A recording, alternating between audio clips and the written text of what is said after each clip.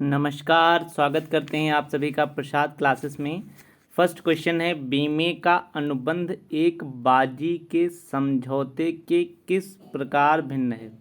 क्योंकि एक बाजी जो होता है उससे इस प्रकार भिन्न है क्योंकि ये एक दुर्घटना के लिए होता है, इसलिए इसमें बीमाग्राही का स्वयं का हित भी होता है और दुर्घटना की प्रकृति होती है। तो ये जो है ये बिल्कुल भिन्न नहीं है, जो भिन्न है वो नहीं है। अब भिन्न है क्या कि प्रतिफल की विद्यमानता जो है वो एक निश्चित है, तो ये एक निश्चित नहीं है कि जितना आपका नुकसान होगा सिर्फ उतना ही प्रतिफल मिलेगा। तो इसका ऑप्शन नंबर डी जो है वो सही है। नेक्स्ट है, एक बीमा प्रसंविदा विवर्जित हो जाती है यदि मूलभूत तथ्यों को प्रकट नहीं किया जाता है। बिल्कुल। बीमा पत्र खो गया हो तो ऐसा कोई नहीं क्योंकि वो ऑनलाइन हो गया है। बीमा की राशि का भुगतान कर दिया हो गया हो तब तो और ज़्यादा उसको मिलेगा, ये भी नहीं। बीमित की मृत्यु हो गई हो तब भी बीमा की राशि मिलती है। तो विवर्जित कब हो जाता है, जब मूलभूत तथ्यों को प्रकट ना किया गया हो तब ये जो है बीमा समाप्त हो जाता है। तो इसका सही ऑप्शन ए जो है वो सही है। नेक्स्ट है, निम्नलिखित में से कौन सा बीमा का सही सिद्धांत है। मतलब कौन सा। सभी बीमा प्रसंविदाएं हानि की रक्षा करती होती। बिल्कुल। केवल सामुद्रिक और जीवन बीमा प्रसंविदाएं हानि की रक्षा प्रसंविदाएं होती नहीं। जीवन बीमा, सामुद्रिक और भी बीमा होते हैं। केवल अग्नि और जीवन बीमा, ये भी गलत। केवल यहाँ पर जहाँ जहाँ केवल लगा है तो ये सभी गलत हो गए। तो इसका सही आंसर हो जाएगा कि सभी बीमा प्रसंविदाएं हानि रक्षा की प्रसंविदाएं होती हैं। इसका ए ऑप्शन सही है। नेक्स्ट है 54, एक बीमा प्रमंडल जीवन बीमा निगम के अलावा बीमित को संपूर्ण क्षति का भुगतान करता है यदि वे समस्त अधिकार और उपचार के हक प्राप्त हो जाते हैं जो कि बीमित को तीसरे पक्ष के विरुद्ध प्राप्त होते हैं।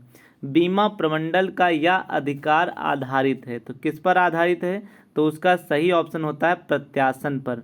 अन्य सभी गलत ऑप्शन है, तो इसका सही ऑप्शन डी जो है वो सही है। नेक्स्ट है, अग्नि बीमा के अंतर्गत बीमा कराने वाले व्यक्ति का बीमा कराई जाने वाली संपत्ति में बीमा योग्य हित कब होना चाहिए। तो ये पूछा गया है जब पॉलिसी ली जाए।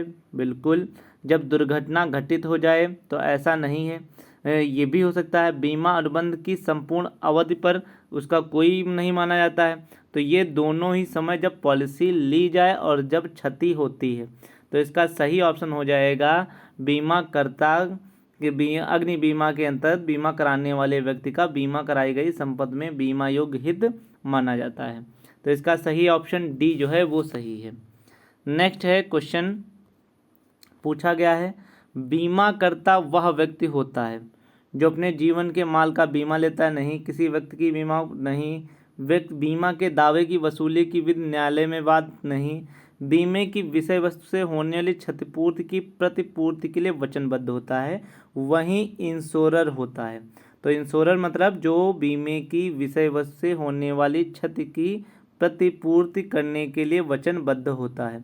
तो इसका ऑप्शन नंबर डी जो है वो सही है। नेक्स्ट है 57, बीमा कराने वाला पक्षकार वह है। मतलब बीमा कराने वाला पक्षकार कौन है, जो अपने जीवन तथा माल का बीमा कराता है। बिल्कुल। किसी व्यक्ति की बीमा पॉलिसी के प्राप्त करने वाला पक्षकार होते नहीं है। बीमे की दावा की वसूली की विधि न्यायालय के बाद, ये भी गलत। बीमे की विषय वस्तु से होने वाली क्षतिपूर्ति की प्रतिपूर्ति के लिए वचन नहीं। तो बीमा कराने वाला पक्षकार वह है जो अपने जीवन या माल का बीमा कराता है। तो इसका सही ऑप्शन ए जो है वो सही है। नेक्स्ट है 58, बीमित इंश्योर्ड वह है। इंश्योर्ड कौन होता है, जो अपना स्वयं तथा पाने वाले अपने माल का बीमा कराता है। 58 बिल्कुल। किसी व्यक्ति के बीमा पॉलिसी प्राप्त करने में सहायता। बिल्कुल गलत, ये भी गलत, तो ये भी गलत। तो जो बीमित वो होता है जो अपना स्वयं का अथवा माल का बीमा कराता है। तो इसका सही ऑप्शन ए जो है वो सही है। प्रत्यासन के सिद्धांत के अनुसार क्या होगा? बीमित को क्षति को न्यून करने के लिए सभी आवश्यक कदम उठाने चाहिए, तो ये नहीं है। तो क्षतिपूर्ति की वास्तविक रकम जो कि बीमा वर्ग से अधिक ना हो, ये भी नहीं। क्षतिपूर्ति की वास्तविक रकम जो उस जोखिम से भिन्न हो, ये भी गलत है। इसका सही हो गया है प्रत्यासन के सिद्धांत के अनुसार क्षति की प्रतिपूर्ति होने पर बीमाकर्ता बीमा की विषय सामग्री से संबंधित बीमित के सभी अधिकारों को उत्तराधिकार हेतु प्राधिकृत है। तो इसका सही ऑप्शन डी जो है वो सही हो जाता है। नेक्स्ट है क्वेश्चन नंबर 60। पूछा गया है स्थान ग्रहण सिद्धांत किसके संबंध में लागू होता है? तो स्थान ग्रहण जीवन बीमा में तो लागू नहीं होता, तो इसलिए सब पर भी नहीं लागू होता है, समुद्री बीमा पर और अग्नि बीमा पर। तो इसका ऑप्शन है अग्नि तथा समुद्री बीमा पर स्थान ग्रहण का सिद्धांत लागू होता है। डी ऑप्शन सही है। नेक्स्ट है क्वेश्चन नंबर 61 पूछा गया है, ठीक है। और 61 में स्थान ग्रहण फिर वहीं आ गया कि स्थान ग्रहण का सिद्धांत लागू नहीं होता है। तो किस पर लागू नहीं? हमने अभी बताया है कि अग्नि बीमा पर और समुद्री बीमा पर, और समुद्री बीमा में ही दुर्घटना होती है तो इस पर लागू हो सकता है। तो स्थान ग्रहण जो होता है वो जीवन बीमा पर लागू नहीं होता है। तो 61 का ऑप्शन ए सही है। नेक्स्ट है क्षतिपूर्ति का सिद्धांत लागू होता है। तो क्षतिपूर्ति का किस पर लागू होगा? तो जीवन बीमा में नहीं लागू होगा, और इसमें भी जीवन है तो भी नहीं लागू होगा, इसमें भी है तो भी नहीं। अग्नि तथा समुद्री बीमा में ही क्षतिपूर्ति को लागू होता है। तो इसका सही ऑप्शन डी जो है वो सही हो जाएगा। नेक्स्ट है 63। निम्नलिखित बीमा क्षतिपूर्ति का अनुबंध नहीं है, मतलब कौन सा अनुबंध नहीं होता है? तो 63 में तो जीवनी बीमा का क्षतिपूर्ति नहीं होता है, समुद्री बीमा का भी कर सकते हैं, उसे हर चीज़ खरीद सकते हैं, अग्नि को भी खरीद सकते हैं, संपत्ति खरीदते हैं, परंतु किसी का जीवन खरीदा नहीं जा सकता है, इसलिए जीवन बीमा का क्षतिपूर्ति अनुबंध नहीं होता है। इसका सही ऑप्शन ए सही हो जाएगा। नेक्स्ट है 64। क्षतिपूर्ति का सिद्धांत किसके संबंध में लागू होता है? ये पूछा गया है। केवल जीवन बीमा नहीं, जीवन बीमा के अलावा सभी प्रकार के बीमे में, बिल्कुल। अग्नि बीमा में केवल, यहाँ पे केवल है इसलिए गलत हो गए। तो सही ऑप्शन हो गया क्षतिपूर्ति का सिद्धांत जीवन बीमा के अलावा सभी बीमे में लागू होता है। तो 64 का ऑप्शन बी सही है। नेक्स्ट है 65। क्षतिपूर्ति का सिद्धांत निम्नलिखित में किसके संबंध में लागू नहीं होता है? घूम फिर के वही क्वेश्चन आ रहा है, तो नहीं लागू होता है, तो जीवन बीमा में लागू इन सब में होता है। तो अब यहाँ पे नहीं ही पूछा गया है, तो इसका सही ऑप्शन हो जाएगा जीवन बीमा में। तो 65 का ऑप्शन ए सही है। नेक्स्ट है 66। अंशदान का सिद्धांत लागू होता है, मतलब कंट्रीब्यूशन का सिद्धांत लागू होता है। किस पर लागू होता है? जब एक ही जोखिम के संबंध में या दो से अधिक बीमे कराए गए हों। गलत। जब बीमा कराने वाला व्यक्ति एक ही जोखिम का बीमा अंशतः अन्य बीमा कंपनियों से कराता है, ये भी गलत है। जब एक ही जोखिम संबंध में दो अथवा दो से अधिक बीमे अलग अलग बीमा कंपनियों से कराए जाते हैं, तो उसे हम अंशदान का सिद्धांत कहते हैं। तो इसका सही ऑप्शन सी सही है, बाकी भी गलत हो जाएगा। नेक्स्ट है किस प्रकार के बीमा की दशा में अनुबंध के समय बीमा योग्य हित होना आवश्यक नहीं है? किसमें? अनुबंध में बीमा योग्य हित नहीं। तो हित होना किसमें नहीं है? जीवन बीमा में तो होता है, तो इसमें कौन सा हो जाएगा? तो उसका समुद्री बीमा हो जाएगा। 67 का सी सही है। बीमा योग्य हित का सिद्धांत किसके संबंध में लागू होता है? मतलब बीमा योग्य हित किसका होगा? तो हित अगर पूछा जाए तो हित सभी का होता है, तब वहाँ पर कोई ये नहीं कि जीवन बीमा होगा, क्षतिपूर्ति में नहीं आएगा। तो इसका सही ऑप्शन डी हो जाएगा। नेक्स्ट है 69। बीमे के किस सिद्धांत के अनुसार अनुबंध के पक्षकारों द्वारा ऐसे समस्त महत्वपूर्ण प्रकट किए जाने चाहिए? क्षतिपूर्ति नहीं, अधिकार नहीं, बीमा नहीं। तो किस कारण से अपने महत्वपूर्ण प्रकट किए जाने चाहिए? कि हम आपको विश्वास दिलाते हैं, यही हमारे पास है, मतलब परम सद्विश्वास। इसका ऑप्शन नंबर डी सही है। नेक्स्ट है 70। बीमा योग्य जोखिम में कौन सा कथन असत्य है या भविष्यवाणी योग्य बीमा होता है? तो भविष्यवाणी का तो कोई गलत ही नहीं, ये मापन योग्य होता है, विभाजन योग्य और निश्चित है।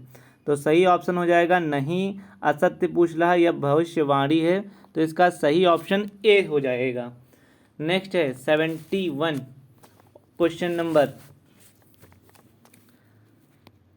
71 है, बीमा के अंतर्गत सिद्धांतों में किसके अनुसार बीमा कंपनी जब यह पॉलिसी की धनराशि का भुगतान बीमा कराने वाले को कर देती है तो बीमा कराने वाले व्यक्ति के समस्त अधिकार प्राप्त हो जाते हैं? कब? जब अधिकार समर्पण का सिद्धांत हो, तभी बीमा कंपनी पॉलिसी की धनराशि का भुगतान बीमा कराने वाले को कर देती है, तो बीमा कराने वाले के समस्त अधिकार प्राप्त हो जाते हैं। बाकी ये हमारे गलत हैं, तो इसका सही ऑप्शन 71 का ए सही है। नेक्स्ट है 72। अंशदान का सिद्धांत किस पर लागू होता है?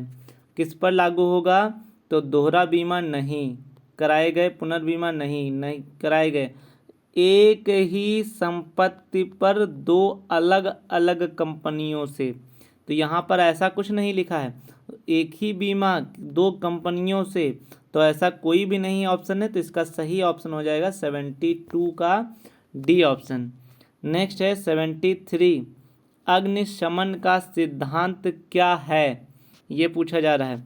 तो बीमा पत्र धारक द्वारा बीमित संपत्ति को बचाने के लिए यथोचित प्रयत्न करना चाहिए, बिल्कुल।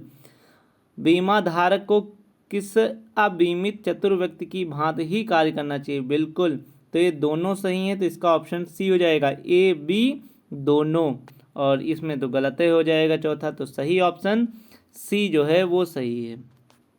नेक्स्ट है अंशदान का सिद्धांत कब प्रयुक्त होगा, ये पूछा गया है। जब बीमित व्यक्ति जोखिम न्यूनतम करने का प्रयास नहीं करता, गलत। जब एक ही संपत्ति का बीमा दो या अधिक बीमा संस्थाओं से कराया गया हो, यही अंशता होता है। जब बीमित जायदाद पूर्ण रूप से नष्ट हो गई हो, गलत। बीमित कंपनी को प्रीमियम नहीं दिया गया हो। अंशदान का सिद्धांत जब एक संपत्ति का बीमा दो अधिक बीमा संस्थाओं से कराया जाए, तो इसका सही ऑप्शन बी हो जाएगा।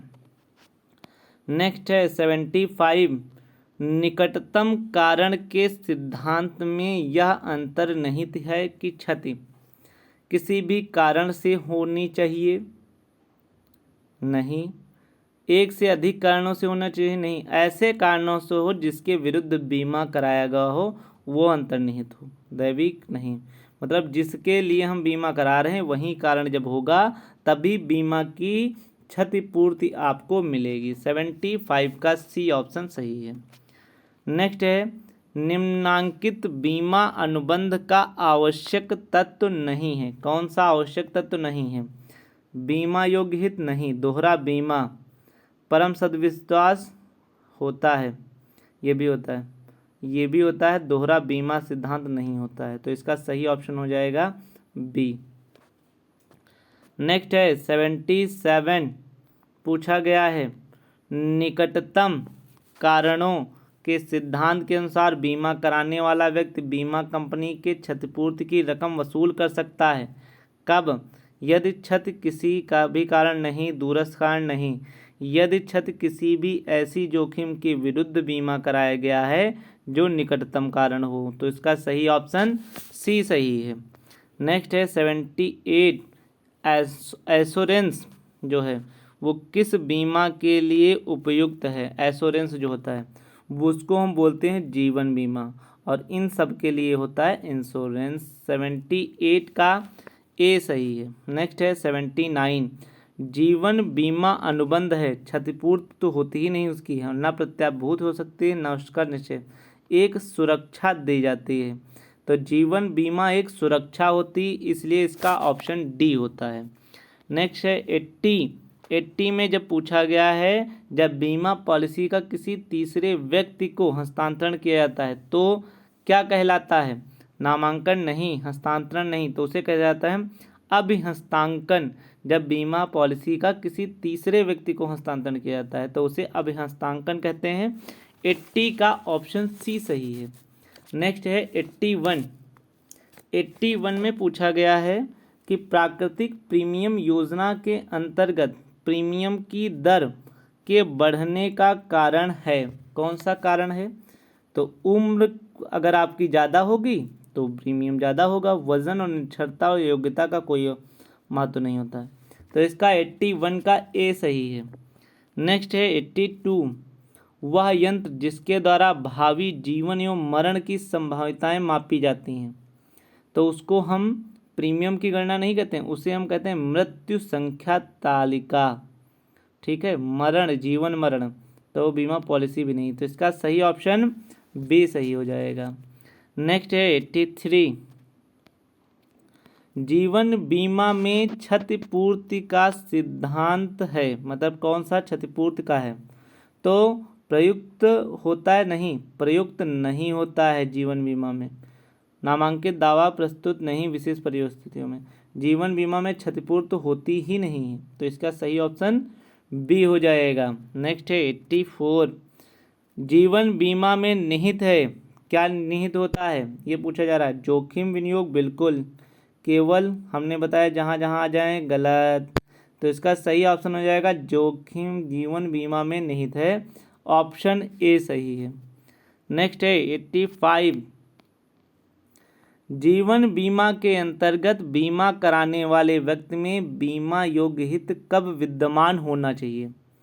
जब पॉलिसी ली जाए, बिल्कुल, पॉलिसी परिपक्व नहीं। तो इसका सही ऑप्शन है जीवन बीमा के अंतर्गत बीमा कराने वाले व्यक्ति में बीमा योग्य हित जब विद्यमान होनी चाहिए जब पॉलिसी ली जाए। तो इसका सही ऑप्शन ए सही हो जाएगा। नेक्स्ट है 86, जीवन बीमा पॉलिसी में समर्पण मूल्य से क्या आशय हैं? परिपक्वता के दे उपरांत नहीं, मृत्यु के उपरांत नहीं, पॉलिसी के मूल्य नहीं, परिपक्व अवधि के पूर्व पॉलिसी समाप्त किए जाने पर देय मूल्य जो होगा वही समर्पण मूल्य होगा। तो इसका सही ऑप्शन डी हो जाएगा। नेक्स्ट है 87, जीवन बीमा के अंतर्गत बीमा कराने वाले व्यक्ति के द्वारा अपनी सही जन्मतिथि निम्नलिखित में किस सिद्धांत के अंतर्गत प्रयुक्त करनी चाहिए? तो क्षतिपूर्ति ये सब नहीं हो सकते हैं, तो उसका मुख्य जो होगा वो आप अपना विश्वास दिलाओ, मतलब परम सद विश्वास। तो ऑप्शन डी जो है वो सही हो जाएगा। नेक्स्ट है 88 का मेरे क्वेश्चन लेके चलते हैं, ठीक है। और 88 में पूछा गया है कि निर्धारित अवधि की जीवन बीमा पॉलिसी में मूल्य कब भुगतान योग्य होता है? केवल पॉलिसी धारक के मृत्यु में नहीं, केवल निर्धारित अवधि के पश्चात नहीं, पॉलिसी धारक की मृत्यु या निर्धारित अवधि बीतने के बाद जो भी पहले हो तभी जीवन बीमा की राशि दी जाती है। तो 88 का सी सही है। नेक्स्ट है 89, भारतीय जीवन बीमा निगम का प्रबंध किया जाता है, मतलब कहाँ से किया जाता है ये पूछा जा रहा है। तो कब से? केंद्र सरकार नहीं, बीमा पॉलिसी नहीं, किसके द्वारा किया जाता है? तो संचालक मंडल के द्वारा किया जाता है। तो इसका सही ऑप्शन सी सही है। नेक्स्ट है भारत में भारतीय जीवन बीमा व्यवसाय का राष्ट्रीयकरण किस सन में किया गया? तो प्रथम LIC को किया गया, लॉ लाया गया और सन 1956 में लाया गया। और इसी के साथ एक और बैंक हुई थी, उसको हम कहते हैं SBI। तो इसका सही ऑप्शन बी ही सही है। नेक्स्ट है भारतीय जीवन निगम की स्थापना, लो यही क्वेश्चन आ गया। भारतीय जीवन बीमा निगम की स्थापना अभी हमने बताया है किस सन में? तो इसका सही ऑप्शन है सन 1956 में। इसका 91 का बी सही है। नेक्स्ट है 92, पूछा गया है भारतीय जीवन बीमा निगम की स्थापना की गई थी किस उद्देश्य से? सूत्रधारी सरकारी थी न समाजिक थे? ये एक सरकार के द्वारा लाई गई एक कैसी थी? विधान के द्वारा। और जब कोई विधान के द्वारा होती है तो उसको हम स्टैट्यूटरी कंपनी बोलते हैं, मतलब समामेलित सार्वजनिक निगम के रूप में। तो इसका ऑप्शन नंबर डी जो है वो सही हो जाएगा। नेक्स्ट है क्वेश्चन नंबर 93, भारतीय जीवन बीमा निगम का कार्य है निगम के कोषों का विनियोग करना, बिल्कुल। पूंजी शोधन व्यवसाय करना, ये भी। भारत व बाहर के जीवन बीमा व्यवसाय करना, ये भी। भारत जीवन बीमा के सभी कार्य हैं। 93 का ऑप्शन नंबर डी सही है। नेक्स्ट है 94, ठीक है। 94 पूछा गया है। 94, निम्नलिखित में कौन समुद्री बीमा से संबंधित नहीं है? तो भाड़ा बीमा होता है, जहाज बीमा होता है और माल बीमा होता है, पर विश्वसता और निष्ठा बीमा समुद्री बीमा में नहीं आता है। तो इसका ऑप्शन सी सही है। नेक्स्ट है 95, पुनर्बीमा से तात्पर्य है, मतलब पुनर्बीमा से क्या तात्पर्य है ये पूछा जा रहा है। तो बीमा कराने वाला व्यक्ति एक ही जोखिम का पॉलिसी परिपक्व होने के पास पुनः बीमा नहीं, बीमा कराने वाले व्यक्ति एक ही जोखिम का बीमा दो से अधिक स्वतंत्र कंपनियों नहीं, बीमा कंपनी उसी जोखिम का बीमा अंशतः या पूर्णतः अन्य बीमा कंपनियों से करवाती है। तो ये बीमा कंपनी करवा रही है। अगर कोई खुद कराता तो उसे हम अंशदान बोलते हैं, और जब खुद कोई कंपनी कराती है तो उसे पुनर्बीमा बोलते हैं। तो इसका ऑप्शन नंबर सी सही है। तो नेक्स्ट है 96, मिश्रित समुद्री बीमा पॉलिसी से क्या आशय है, ये पूछा गया है। तो मिश्रित समुद्री बीमा अग्नि बीमा तथा समुद्री नहीं, यात्रा तथा अवध बीमा पॉलिसी का जब संयोजन होता है तब उसे हम संयुक्त मिश्रित समुद्री बीमा बोलते हैं। तो इसका सही ऑप्शन बी सही है। नेक्स्ट है 97, सामुद्रिक बीमा के अंतर्गत ली गई पॉलिसी में यदि वस्तु का मूल्य इंगित न हो तो वह क्या कहलाती है? तो उसको हम खुली पॉलिसी कहते हैं, मतलब जब कोई मूल्य ना हो। तो इसका सही ऑप्शन डी हो जाता। नेक्स्ट है 99, समुद्री बीमा पॉलिसी के अंतर्गत जेटिशन वाक्य का अर्थ क्या है? जेटिशन वाक्य का क्या अर्थ है? तो जेटिशन वाक्य जो होता है, जब संकट काल में जहाज के भार को कम करने के लिए माल को समुद्र में फेंकना, उसे हम जेटिशन वाक्य कहते हैं। ठीक है, तो इसका सही ऑप्शन सी सही है। नेक्स्ट है 99, बीमा वह योजना है, बीमा वह योजना है जिसके अंतर्गत बड़ी संख्या में लोग मिलकर कहीं एकाकी व्यक्तियों की जोखिमों को अपने कंधों पर ले लेते हैं। ये किसका ऑप्शन है? बी, मैगी का। नेक्स्ट है सामुद्रिक रूप से जोखिमें उठाना ही बीमा है। ये स्टेटमेंट किसका है? तो सर विलियम बेवरिज का है कि जो सामूहिक रूप से जोखिमें उठाना बीमा कहलाता है, वो किसने कहा है? वो सर विलियम बेवरिज ने कहा है। तो इसका सही ऑप्शन ए सही है। तो ये हमारे क्वेश्चंस है, और आप लोग चैनल में रेगुलर पाने के लिए इस चैनल को सब्सक्राइब, लाइक एंड करिए। Thank you, have a nice day.